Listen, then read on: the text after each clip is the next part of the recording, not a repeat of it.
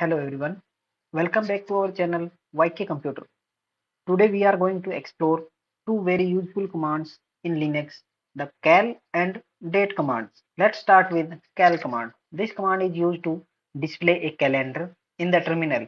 If you type cal and hit enter, it will display the current month calendar. Let's try. It shows us current month calendar. Now let's try it out. Here you can see that when I type cal, it shows me that the calendar for the current month. You can also view the calendar of a specific year by typing cal followed by the year. For example, we'll display the calendar for the year 2023. It shows us the complete calendar of 2023. Again, I will try the another year. Let's try CAL. Here I will try 1994. Hit enter. It shows us 1994. Moving on the date command. This command is used to display the current date and time. Simply type date and hit enter. It shows Friday 6 October 2023. The date command can also be used to set the system date and timer or to display the date and time in a format of your choice. Let's again try here. I want to the date in the format of day, month, year. How?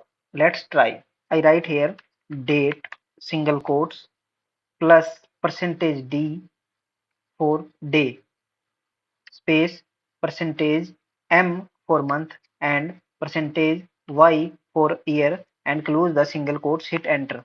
It shows us sixth day, 10th month and 23 year. I want to separate day, month, year using hyphen forward slash.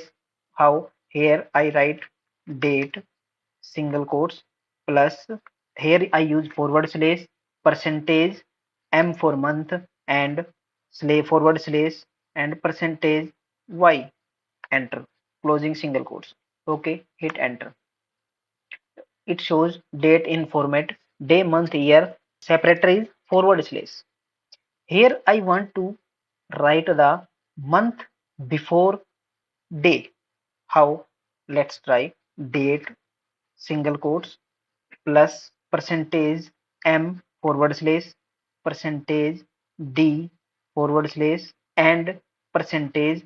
Here I use capital Y. Let's try, hit enter. Here you can see month, day and complete year, and that's a quick overview of how to use a cal and date command in Linux.